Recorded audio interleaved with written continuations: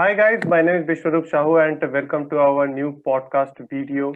And I have my friend Piyush Kishore Shah and we have new guest, Mr. Shaunak. Shaunak, please introduce yourself. Hey guys, this is Shaunak Paranjape here. I'm currently located in Michigan, in US, and a very warm welcome to all of you guys. Yeah, so thank you very much, Shaunak, for coming in this video and for joining us. So let us start this video and keep watching till the end for knowing some of the main interesting facts about studying in USA. So let us start it. Hi, Shaunak. Welcome once again in our new video. So tell us about yourself and your profile. Okay, so to begin with myself, I'm Shaunak Paranjape. Right now, I'm located in Michigan, USA. So I actually started my undergrad back in India in Pune from Maharashtra Institute of Technology, Academy of Engineering, and I did my bachelor's degree in chemical engineering. I worked for 1 year in National Chemicals Laboratory, and from there, I've come to US. I pursued my master's, and I'm currently working in Power Home Solar And that's great. as And a solar PV yeah, design engineer. that's great. And what about your GRE and IELTS score or TOEFL if you have given that? So as far as my GRE score goes, it was 300, and my TOEFL score was 86. Okay, and that's great. And do you have any research publication papers or like that, anything else? He's talking about the research paper you did, Um, if you did in your bachelor's, Not not in really. your I don't master's. have any research. No, so I didn't really have that research published in any journal or anything. But yeah, we did do a research, but it's not published. Okay, it's Oh. great. So why did you choose USA for your masters? Means you could have chosen any other countries like Germany or Canada because they are also the nowadays a hotspot. Okay, so the reason why I mainly chose US for masters was that it's a place which gives you opportunity. It's called a country of where dreams come true, and it's a I would say you have so much to do, so much to make out of your life out here. It's a fantastic opportunity to begin with, and to come in US. I think everyone dreams about starting in US and working in US, and that is the I would say the beauty of this country. Okay, so in which major are you pursuing? You have pursued your masters. So I pursued my master's degree in renewable energy and with concentration on solar energy. Okay, and why you choose this major? Okay. So why did I choose solar? Very good question. So basically, this started as a process when I started my undergrad, especially in my final year of my undergrad, when I was doing this project, which was called direct methanol fuel cell, and that really accelerated my interest into renewable energy. And from then on, when I was in National Chemicals Laboratory in Pune, uh, which is a research institute, I actually came in touch with a couple of scientists out there, and they really guided. I really got to see what renewable energy, what environmental energy is all about, and from there, I was really interested to get into this field and get into this job. So that's why I chose to pursue my master's in renewable energy. That's great. So, Shaunak, I wanted to ask, like, from which university did you pursue your master's? So I pursued my master's from University of Massachusetts Lowell. It is one of the very good universities out here in US. Yeah, Something I've which heard about that university. That's a good university. And can you tell us, like, in to which universities did you apply for masters? All the universities from which you got the admits and rejections and all that. Okay, so initially I had applied only for two universities in the renewable energy sector. The rest all I had applied for environmental engineering. So for environmental engineering, I had applied for masters in uh, University of Virginia in Blacksburg. I had applied for masters in NJIT in Rutgers University Okay. and in Rochester Institute of Technology. These were the universities I had applied for environmental engineering. And for renewable energy in general, I had applied for NJIT again and U Mass Lowell. Okay, so do you remember from which universities did you got the admits and rejections? So the admit I got was from U Mass Lowell. That was for fall 2017. Okay. Uh, and I got Hmm. a provisional admit from Rutgers University, but that was for a 1 year MSE or ME program from Rutgers University. So the Okay. decision was clear for me. It was University of Massachusetts Lowell. Okay, so like, is there any difference? I've heard about like that. See, people say that 1 years of masters is not good enough. You should have minimum 1.5 years of masters. Is that a fact, or is just like something every people just talk about that? I want to clear about these things.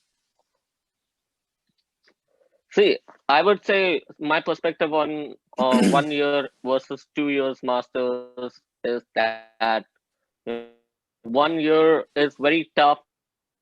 You're coursework, and on top of that, you have to network so quickly to really understand, who to approach, who not to approach.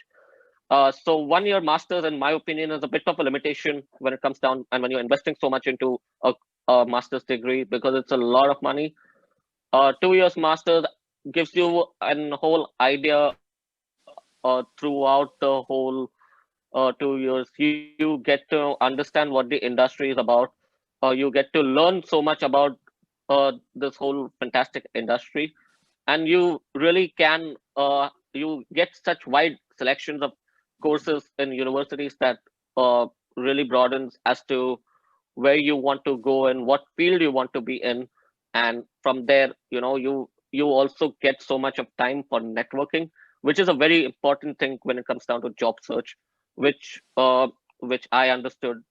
And that's the reason I believe that it is good if you can do a 1 year's master, but it's kind of tough. It plays a it's kind of tough to get a job in doing a 1 year's master. But it's not like you never get a job. A lot of people do get jobs with just 1 year master, but it's a lot of stress and tension. So that's the reason my recommendation So, is do at least a 1.5 year and 2 years masters. okay, okay. So I wanted to ask, like, why did you prefer UM Lowell over all other universities that you got admits from? Was there any kind of point like you wanted, like you saw, like, no, I should go for UM Lowell and not for Rochester or whatever university you got the admits from? Okay, so for University of Massachusetts to begin with, uh, my this was a university actually which was recommended to be by one of my counselors back in India for my admissions when I was talking to them, and they recommended this university. I did a bit of research into it. I had some words with the alumni and all, and in general, when I looked into the coursework, because when you search for any masters or university, a university where you want to do masters, you look into the coursework, you look into the kind of projects the university students have been doing, the kind of the coursework that is there. So the coursework really attracted to me because it was talking about solar energy, about biogas, about wind energy, which was something I was like, this is something very interesting, and it really caught my eye, and that's the reason I chose to get into University of Massachusetts Lowell. Oh, that's Okay, nice. that's awesome. So, Shaunak, can you tell us about your course structure? Okay, so basically, to begin with, we have to do 30 credits in the university to get your master's degree. So every semester you have to do 9 credits. That is almost for 1.5 year. and your last semester is with 3 credits. Okay. So I chose to do the coursework coursework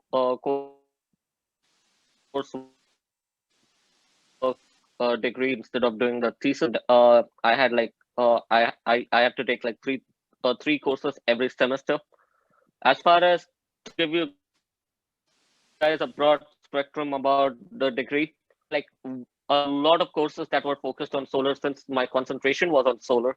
We had courses like solar fundamentals, solar energy engineering. We have photovoltaic system manufacturing. That was one of the courses we had. We had uh, grid connected energy course, and as an elective, I'd also taken off grid solar course.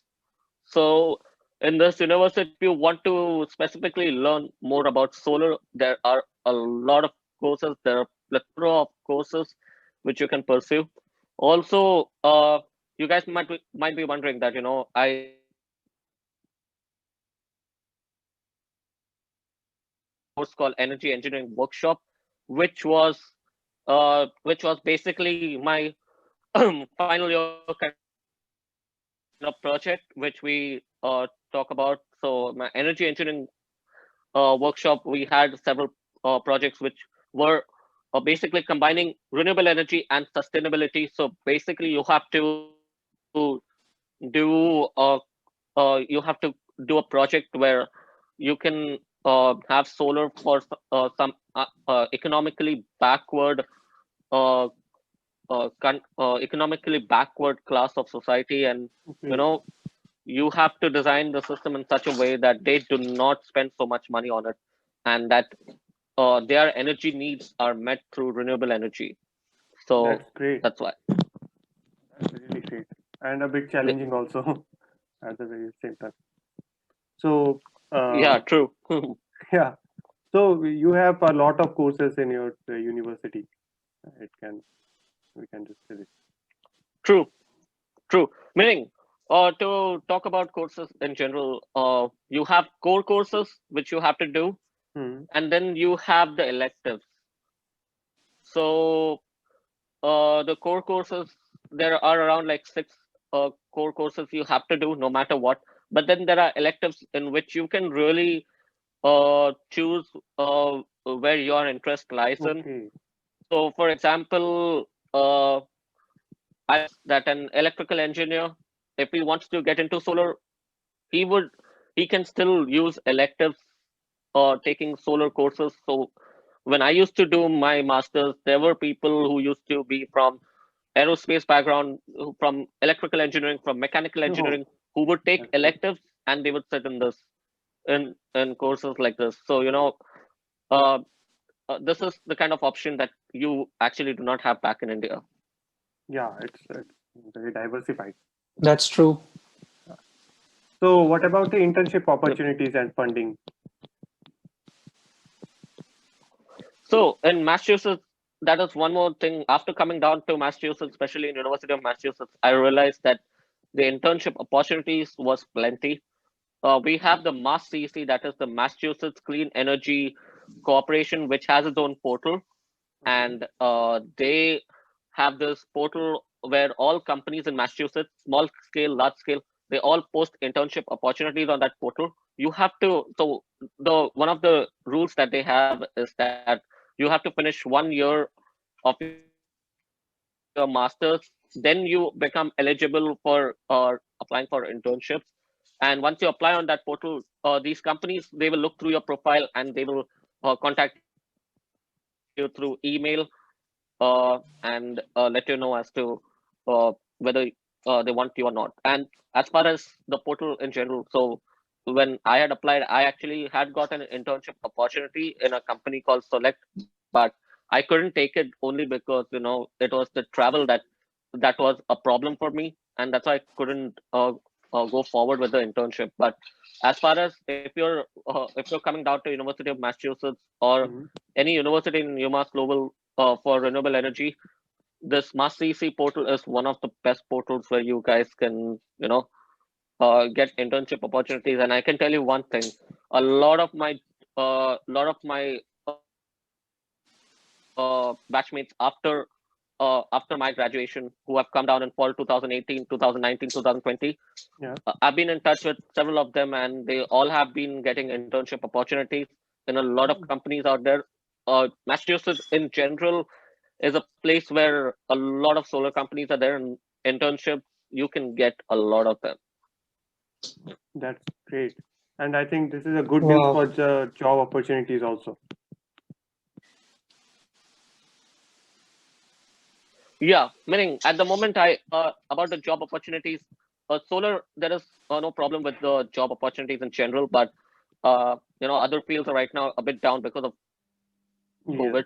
COVID. But like as Yeah. usual, whenever there is crisis, there's always going to be a downfall in market. But as soon as the crisis is Yeah, gone, that's that natural. Mhm. No one can control it. That's yeah. just natural. So, what type of other things students does in the university? Means there are any there means there are different types of things which student does. Means they have their own startup as well as different types of things. So, are there any? Oh yeah. Oh yeah. So yeah. So if you're talking about my university, we have so much to do. Like when I started in my first year, I was part of Solar Energy Association as the senator, Okay. which was a club out there. Wow. And basically, it was a funny story. I was just like, Yeah, I was you taking can course with these explain it. three guys, and they were like, about Solar Energy Association. Yeah, so I'm talking about that. Yeah. So basically, I had these three guys I was doing coursework with, and they were like, "Hey, you know what? Do you want to be part of this Solar Energy Association? We are looking for a senator, and someone who can like help us with broadcasting of these workshops and presentations and all." And I went and joined this club in my first year, second semester, and then from there on, I also was part of the Graduate Student Association out here, That's great. uh, which where I was elected to be the secretary. So there are a lot of activities you can do on campus. Uh, there are clubs like these, like Solar Energy Association, and plenty of other clubs, technical and cultural. Uh, and Graduate Student Association is the club that provides funding to all of these clubs. So you can network with people, and with Solar Energy Association, I was able to network with people from other companies because people who were interning in those companies, they were calling their managers or their directors or their fellow mates to come over and talk about the industry, talk about the requirements of the industry. So that was the scenario. Wow, that's awesome. That By listening to what just you said, I can guess like your profile must be so diverse and so, what to say, like I'm not having that word, must be so impressive. Like who will not want a guy like you to work for him? Like, wow, your profile is so impressive. I can just yes. imagine. You were part of so many Thank you, things. guys. Yeah, So that is true. Also, to add to the opportunities on campus. So a lot of people have this question for me is about off-campus jobs. Sorry, on-campus jobs. So about on-campus job, if you in universities you have this option where you can work and you can study because, as you know, US is very expensive for education. So you need to have an on-campus job. You need to earn in dollars because, as compared to Indian rupees, $1 is equivalent to almost 72 Indian rupees. So Yes. your expenditure is going to be a lot when you're out here in US. You do not realize that, but if you get an on-campus job, you can really earn a lot of money. Uh, for example, you can work as a grader. You come to the university, you approach professors and get a grading job, which is very relaxing. You can also work in the IT center as helping out students as to guide through web pages, the websites, different university websites. You can work in multiple departments. All you need to do is just network with people in the campus and get an on-campus job. Also, like I basically worked on campus in places like the hockey stadium and the dining room, where in the hockey stadium I was working as a cashier for a pizza place in the hockey stadium, which was a really fantastic job because a lot of us in India, we will not choose to do these kind of jobs, but Yeah. it is out here, the respect for these jobs is so much that you really love working these jobs. So I've been a cashier, I've worked as a server for food, I've cleaned tables, I've done all kinds of jobs that I would never imagine to do out here. But that's the beauty of it, that at the end of the day I was getting $800 in my account for my month, and I was able to pay off my rent, I was able to pay off my phone bill, my internet, my utilities. So uh, to anyone who is coming this thing, also do look out for on-campus jobs in the university. There are a lot of them. Yeah. Sure. Okay, so what about the housing scenario? Like there are two types of housing scenarios, housing like on campus and off campus, right? So which one did you prefer for? Yep. So initially, because my father was a bit scared about off-campus living, I stayed in dorms. Uh, Okay. they are called as residence hall, or dorms, or different universities have different terminologies for it. But I stayed on my university dorm. It was a two-bedroom room with its own bathroom. So, uh, a- and we had meal plans and all. So my first semester I stayed in dorms, but after my first semester I searched and stayed off campus. So as far as the expenditure which I had to spend in my university for dorms, so for staying on dorms it's going to be very expensive. I almost spent like $4,000. On top of that, I had to spend $2,700 for dining halls, because that is a mandatory thing when you stay on campus. You're not allowed to cook in dorms. You're not allowed to, uh, you know, bring food from outside. So you have to eat in the dining halls out there. So it was almost $6,700 for me to stay on dorms. Oh But my the God. same thing when I moved Per off campus, you semester? can share per semester. Yes, that is how expensive Wow. Quite living high. on campus is. And if you're Okay. doing undergrad, you have to, university doesn't give you an option to stay off campus. You have to stay on campus Oh. for Mhm. almost 2 years for undergrads. So it is very expensive when it comes down to staying in dorms. But if you stay off campus, if you are able to uh, search for rooms online, to give you an insight as to how I found my room, especially my friends for staying off campus. It was through the Facebook group. You'll have, especially for us Indians, we will always have an Indian students group of every university will have its own group where they will have ads being posted about where you want to, like about people who are former batchmates or current batchmates who have already booked an apartment, but they need people to stay with them. It can be a private room, it can be a shared room. So, you know, you can look out for those ads, and uh, you can get a room which is in your budget. I personally got one room with one of my friends whom I was initially staying as a temporary roommate, but then after moving out of dorms, I contacted him, and we did a shared room.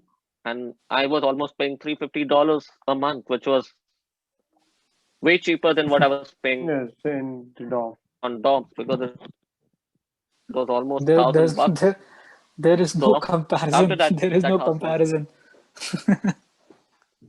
Yeah, and the beauty about it is, So when me and my roommate had to search for two more people to come into our house too, we just posted an an ad, and we met these two fantastic guys who were ready to move So in. both of them were from India. And yeah, both of them were from India, Okay. because we had posted on our university group, which was Indian Students Association group on Facebook. Okay. So they found out about our place because we had posted an ad. We had put pictures about the rooms that we were willing to rent, and what the expenditure would be. And as a student, if you do not want to spend money on dorms, naturally would want to be looking out for these off-campus houses, which are very close to university. And my house was literally 5 minutes away from university, 5 minutes walk. Even during snow, you would want to cut down on your walk time. So, Yeah. you need to search for houses very close to university. Okay, nice. So what are you doing after your master's? Like, what job are you doing right now? So right now I'm currently working in Power Home Solar, as I stated before, as a solar PV design engineer. My job is to draft designs on AutoCAD and also be a technical expert for different departments in the company. Also be a technical expert and a consultant for a lot of customers who come asking about solar energy in general. My job also entails me to guide our installation team with any issues they're having on site and to ensure that customers' solar PV system is getting installed properly. Uh, it also entails with talking to different inspectors of different counties and utilities and explaining to them how we are going to interconnect our system and uh, you know so this is this Yeah, is this is That's that really good. sounds so interesting. That sounds so interesting. You have yeah. such an interesting job. You are enjoying your job. Yes, I love my company, it's a Wow. fantastic job, and I'm really glad that I'm still working in this company, no matter what the crisis is. But it is fantastic to be here. That's really great. Wow. Wow. Like that's so good. And can you suggest some good universities in for studying renewable energy, masters in renewable energy? Yeah. So as far as my research and as far as my networking with multiple people, so these are some of the universities which I feel a lot of people can look into. There is Arizona State University. To begin with, they're very widely known for their course in renewable energy. There is University of Massachusetts Lowell, which if you want to do only if you want to get into renewable energy, University of Massachusetts Lowell is very good. You can do wind and you can do solar. They have an extensive research in wind also right now. One of the professors out there have got a grant from the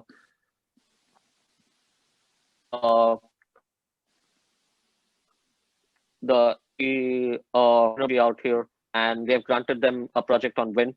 So opportunities for wind is a lot out here too.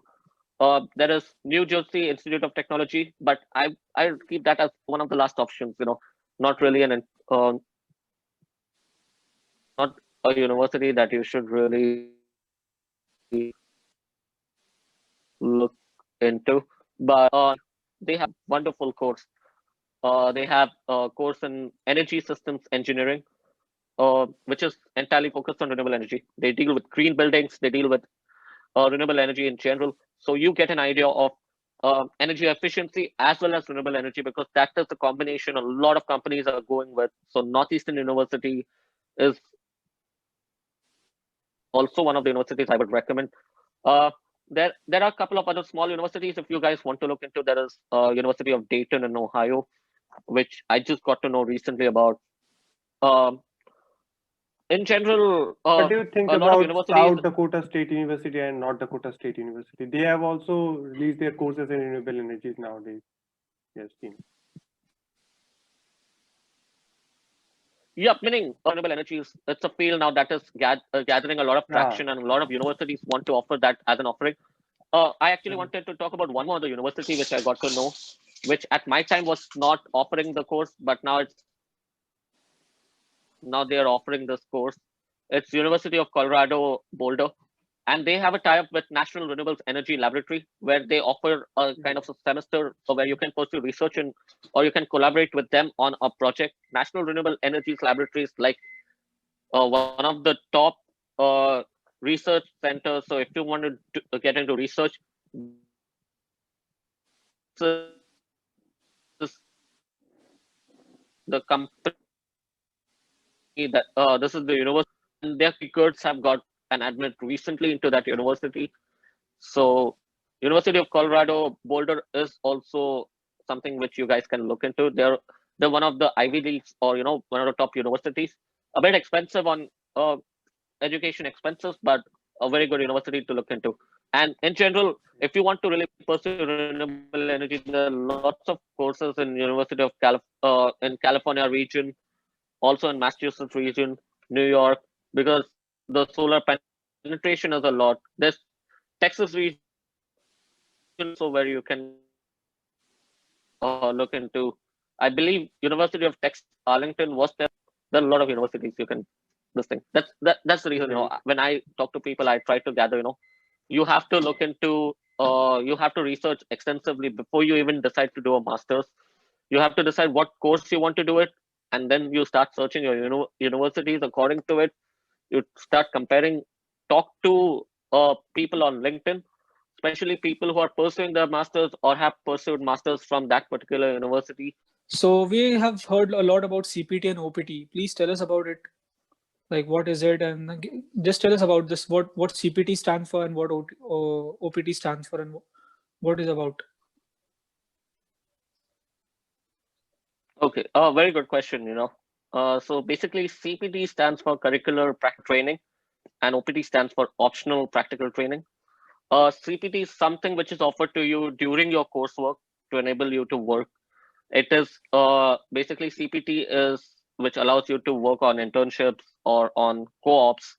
So you would take CPT because you're still in university and you still need to, work legally. OPT is something which is offered to you after you graduate so that you can work in US legally. OPT is usually for 1 year, and then you have like STEM extension, which is another 2 years. So on OPT, you can work full time. CPT, you cannot work full time. You have to work part time. So it's it's fully focused on internships or things like co-op, where you work for 6 months. Uh, you work for 6 months and you work 40 hours, but you will still be part of university. Oh, okay. Okay.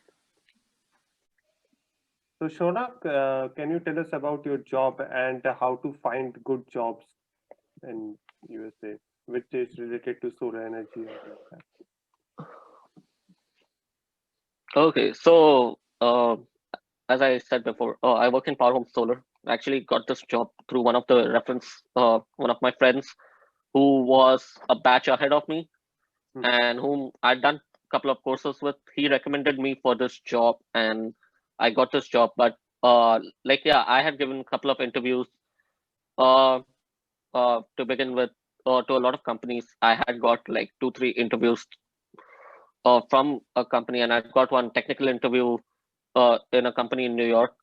So to talk about searching of jobs, you have to start it early, especially in these times. You start with LinkedIn, you search on Glassdoor, you search on multiple websites. I would always recommend LinkedIn, Glassdoor, or you know, Indeed. Indeed is a very good this thing. A lot of Yeah, companies post, indeed.com. but why I why I say LinkedIn in general is because you network with people, and especially in I think in India and in US, getting jobs through referrals is faster, in my opinion. So if you network more with people around, you can literally land a job very quickly. Going through the conventional tech, through applying on job portals or job boards and applying for jobs, it can take some time. Ideally, people who are graduating, I would start your job search almost in your second year, second last semester, so your final year semester. You have to start your job search no matter what. Start when you're about to graduate, because it's going to be too late, because your OPT will start uh, within a month or within 2 months of you graduating. That's the pity. If not have a job, your unemployment day starts in US, which is 90 days, almost three Okay. months.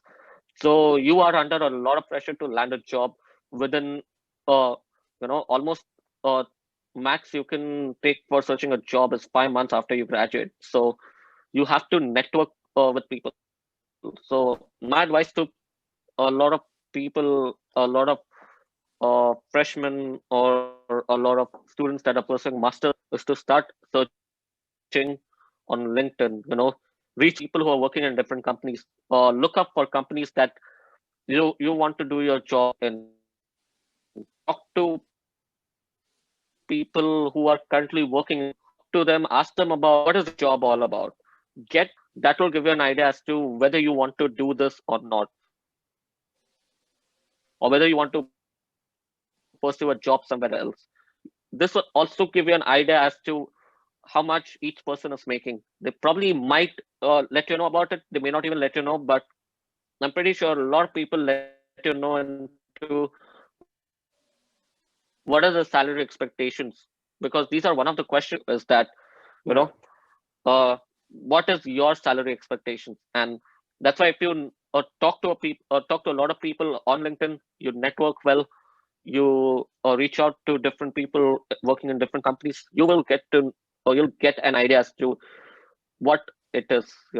And whenever I apply for a job, I look into the job roles, the job duties, what the company is expecting, and accordingly I prepare myself for an interview, because you have to Okay. know how you fit, what points you can focus into in your interview, because those are the points that will play to your strengths. Those are the points that you can make known as your strengths. They are going to ask you about your strength, weakness, opportunities, and the SWOT analysis Yes. questions. So you have to be to uh, ready to network. Do not shy away. And if someone and also do ask people for referrals, because it's not like you're begging for job, but a referral, if someone is ready to refer you, they are going to also make some money out of it. So for in my example, I referred 3 people in my company in November in 2020. And Yes.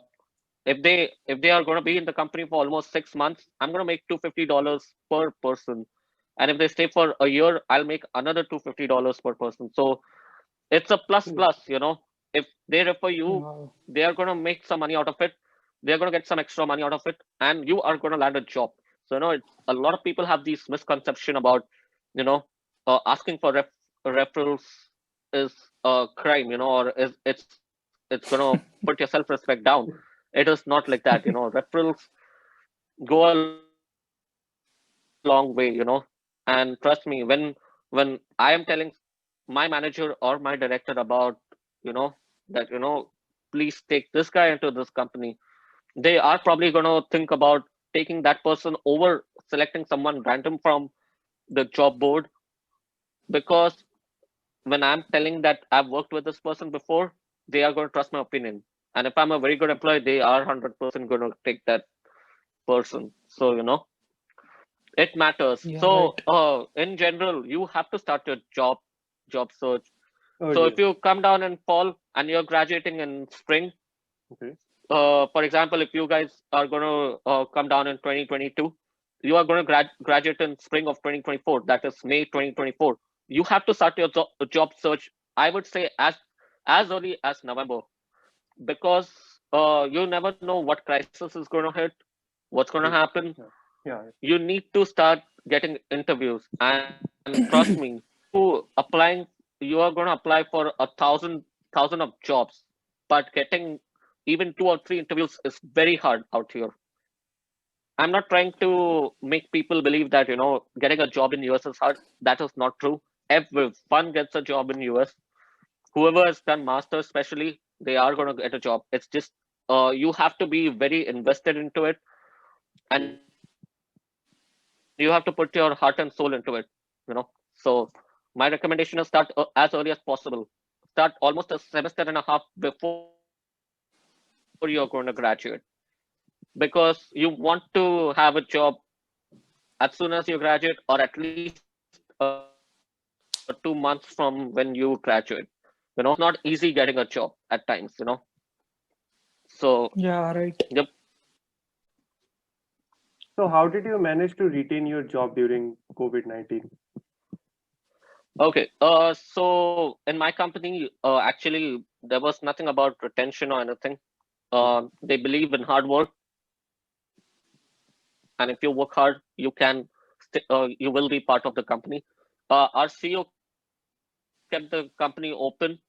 He actually went to get us that tag of the important companies that need to be working, like, since we lie into energy and construction.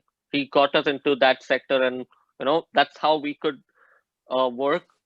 And I would say for our company, it was one of the best months. Solar has never done so good, but these COVID months actually was best for our business and for our company, and we have broken all our sales record month after month. Oh, And wow. the only reason was that people were at home. People wanted to know about renewable energy, knowing that things like these can happen.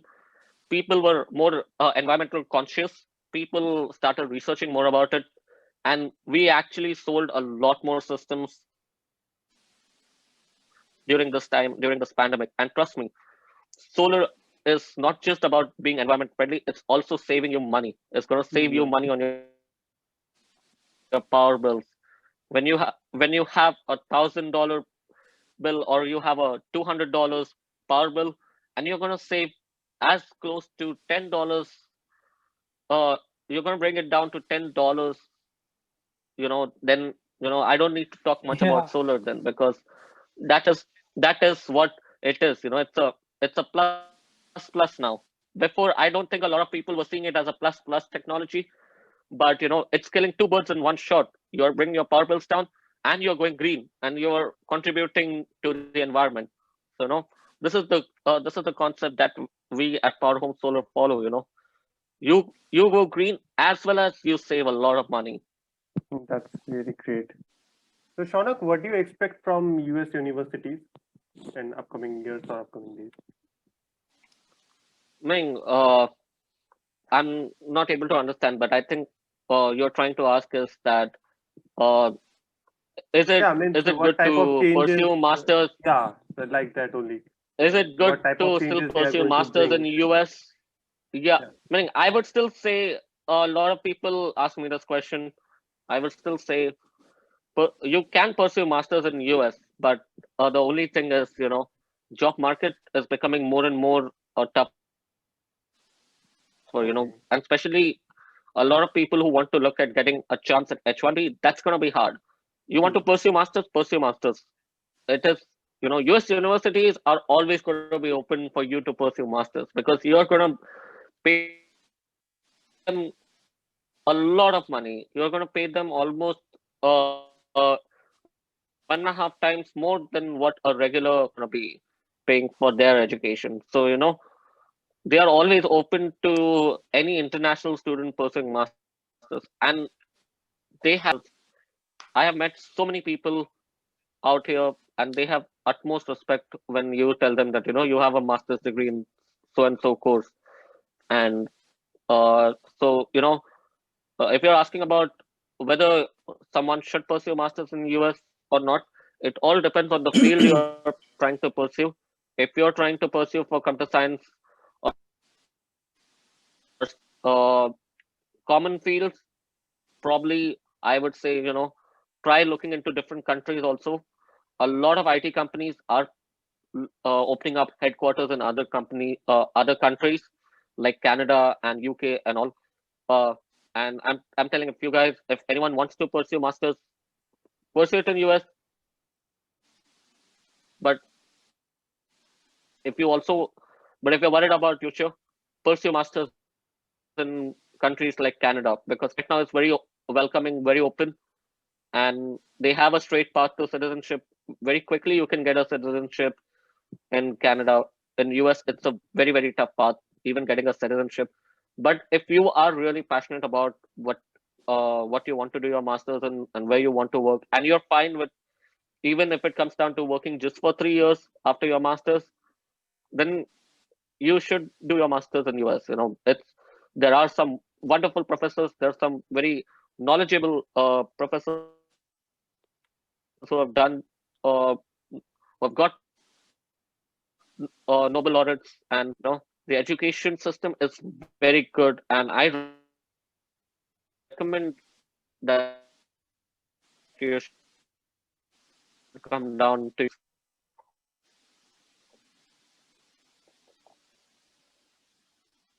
Okay. Yep. So let's talk about your visa experience. How was your visa experience? Most of the viewers must be wanting to know about this thing. Okay, so the funny thing is that when I got my admit, it was actually very late. I almost got it in end of June, and the start date of university was August 26th. And I had still not taken my visa, this thing, because I had to get all the documentation. I had to get the I-20. So I literally mid of June, when I was searching for visa appointments, luckily I was very lucky to get my visa appointment on August 4th. And I was very nervous when I went into the visa interview. The guy in front of me actually got rejected. They gave his passport back, and that means that you didn't make it. And I was really tense. You is when you're giving a visa interview is that you be truthful of what you're going to do. Be sure to share what your financial background is. So if someone is going to be sponsoring you for your education, like your family, show that. Give them those things. Answer questions truthfully. It's because they're going to analyze you in within 5 minutes whether to give you a visa or not. So be very truthful when you give these visa interviews. Do not try to beat around the bush. They can easily catch you, and they can start actions based off that. If you're lying, they're going to try to grill you, and they're going to reject you eventually. So when they ask you questions like, why you want to do this degree, why this university, be honest and tell them exactly why you want to do it. Explain to them what attracts you about this university. Talk about professors' research. Talk about, you know, uh, what the university has accomplished in that particular field, and that is why you want to get into. Do not do not state ever that you want to work, or you want to settle in US after your graduation. That is one mistake I've seen a lot of people do, is that they state that they want to settle, and at visa, especially for student visa and all, US embassy knows that a lot of people are going to do their masters and then eventually settle. They do not want people to settle out here, you know, because they're already having a lot of immigration troubles out here. A lot of there is, and because of COVID, there has been a lot of unemployment. So just talk about what you want to do, why you want to do this course, uh, and and let them know that you will be back in this country. You're going to go back to India.